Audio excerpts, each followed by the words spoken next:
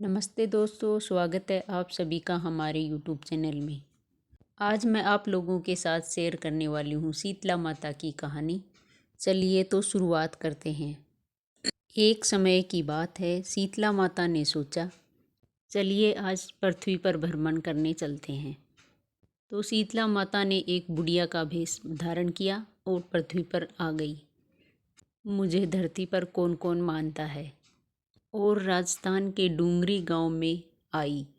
गांव में घूम रही थी, तभी एक मकान से चावल का उबलता हुआ पानी शीतला माता के ऊपर गिरा, जिससे माता के शरीर पर फफूले हो गए।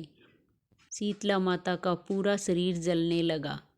गांव में उधर उधर भटकने लगी और कहने लगी, मेरा सारा शरीर जल गया है, मेरा सारा शरीर जल रहा है, मेरी कोई मदद करो। लेकिन गांव में माता की कोई मदद नहीं की। अपने घर के बाहर एक कुम्हारन बैठी थी।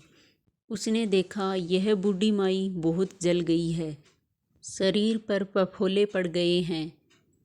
माता अपने दर्द को सहन नहीं कर पा रही थी। कुम्हारन बोली, माँ आप यहाँ पर बैठ जाओ, मैं आपके लिए ठंडा पानी लेकर आ रही हूँ।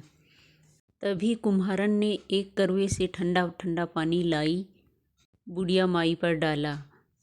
कुम्हारन बोली, मेरे घर में रात की बनी हुई राबड़ी रखी है, तुम वो खा लो।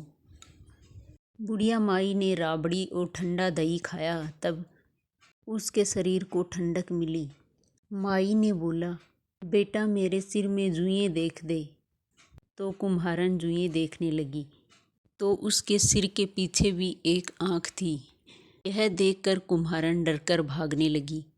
तब वह बूढ़ी माई बोली कि बेटी डर मत, रुक, मैं तो शीतला देवी हूँ, बेटी डर मत। यह बोलकर माता ने अपना असली रूप धारण कर लिया।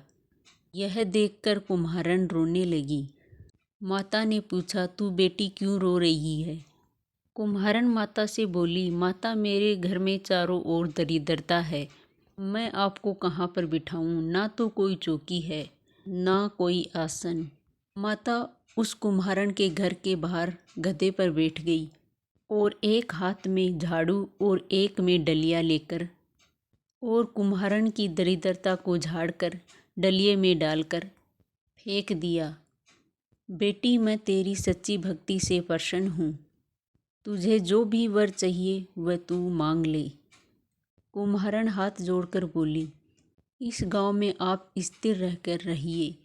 जिस प्रकार आपने मेरे घर की दरिद्रता दूर करी है, वैसे ही जो भी व्यक्ति फागुन मास की अष्टमी को भक्ति भाव से और आपको ठंडा जल और ठंडा भोजन का भोग लगाए, उसके घर की दरिद्रता आप स्वयं दूर करें।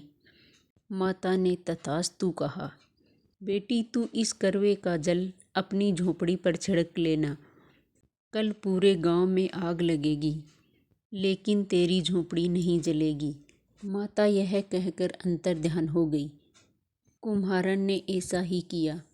रात को पूरी नगरी में आग लग गई, पर कुम्हारन की झोपड़ी नहीं जली। नगर के राजा ने कुम्हारन को बुलवाया। कुम्हारन से राजा ने पूछा, पूरे नगर में आग लगी पर आपकी झोपड़ी क्यों नहीं जली? फिर कुम्हारन ने कहा। कुम्हारन ने शीतला माता की कृपा की सारी बात बता दी। मुझ पर शीतला माता की कृपा हुई है। फिर राजा ने पूरे नगर में ऐलान करवा दिया, फागुन अष्टमी के दिन किसी के घर में भी चूल्हा नहीं जलेगा, शीतला माता को बासी भोजन का भोग लगेगा। हे शीतला माता, जैसी कृपा कुम्हारन पर की है वैसी कृपा सब पर करना। जय हो शीतला माता की।